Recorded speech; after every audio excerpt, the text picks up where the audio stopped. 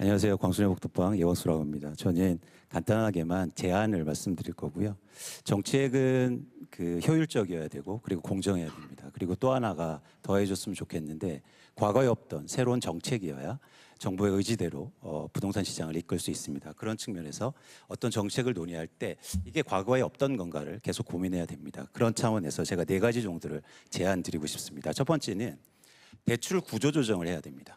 지금 대출 규제가 이루어지면 전부 다 신규 대출자에 대해서만 규제하거든요. 예를 들어서 LTV, DTI, DSR 모두 다입니다. 그런데 기 대출자에 대해서도 똑같이 적용돼야 됩니다. 그게 공정한 거죠. 왜 무주택자나 아니면 청년들만 규제를 받느냐는 이거죠. 기존에는 대출 많이 받아서 집 산 사람들은 집값이 엄청나게 올라 있는데 그 사람들에 대한 대출 규제는 없습니다. 그래서 그런 공정한 대출 구조조정이 이루어진다고 보고 있고요. 두 번째는 저희가 양도세 감면을 해주는데 1가구 1주택자에 대해서 생애 1회로 제한해야 됩니다. 누구는 이사를 엄청나게 다니면서 그 비과세를 계속 받고 있어요. 그런데 이거를 생애 1회로 제한함으로써 과연 합리적인 선택을 하고 내가 처음에 집을 살 때부터 나는 이 집을 오래 살 건가 이걸 고민하게 해야 됩니다. 그래서 양도세 감면을 1회로 제한하자, 생애 1회로 제한하자 이걸 제안드립니다. 세 번째는요. 재건축 해야 됩니다. 해야 되는데 재건축 규제 완화를 하다 보니까 너도 나도 다 하면서 멸실주택이 증가하고 시장이 불안 요인이 되거든요.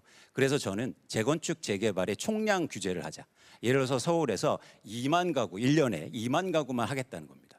그래서 그럼 누구를 먼저 하느냐? 공공 분양을 많이 하거나 용적률을 더 많이 올릴수록 분양가가 낮을수록 먼저 진행하게 하는 거죠. 그래서 지금 이 상태로 하면 규제 완화하면 강남만 재건축만 될 거예요. 그러면 계속 비싼 아파트만 시장에 양산되는 거죠.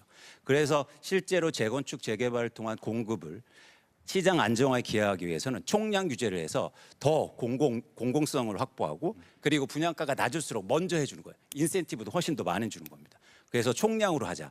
지금 서울시장이 추진하는 것처럼 재건축 규제 완화를 이렇게 하잖아요. 그러면 우리나라 집값은 폭등할 겁니다. 왜냐하면 30만 채가 갑자기 없어질 거예요. 그래서 총량적으로 해서 순차적으로 하자. 이걸 제안드립니다. 네 번째는요.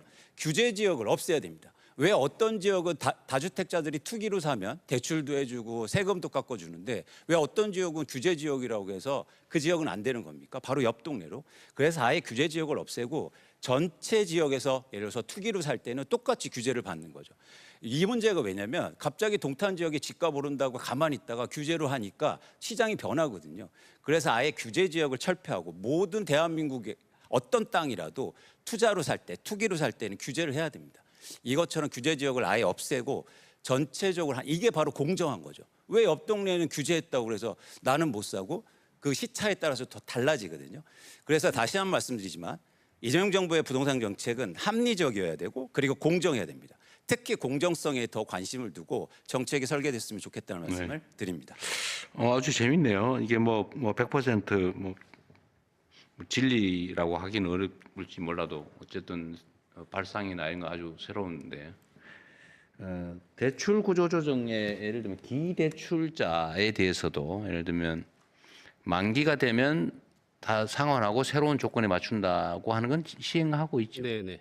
그 제가 전에 SNS에 한번 얘기를 해서 뭐 똑같은 문제의식을 가지고 있었는데 그게 광범위하게 전면적으로 되고 있는지는 잘 모르겠는데 한번 정리 한번 해보시고요. 네. 맞는 말씀이신 것 같아요.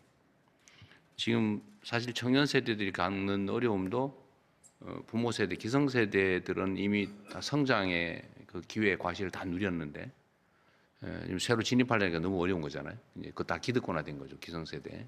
그 문제는 또 일리는 지적 같고 양도세나 이거를 생애 1회로 할지는 모르겠는데 기회를 무한대로 하게 하는 것은 사실 좀 문제가 있어 보이긴 하네요. 매우 일리 있는 지적인데 횟수를 제한하든지 아니면 뭐 첫 번째는 많이 해주고 두 번째는 좀 덜 해주고 세 번째는 아주 그거 좋은 생각인 것 같습니다. 한번 고민해 보시면 될 것 같아요. 그렇게 하겠습니다. 좋은 생각 같아요. 저는 이거 너무 많이 이제 활용하거나 총액으로 제한할 수도 있고요. 예를 들면 총액으로 여러 차례 이 고가 주택을 사고 팔고 해서 하는 경우에 똑같이 해줘야 되냐? 그 일리 있는 지적 같습니다.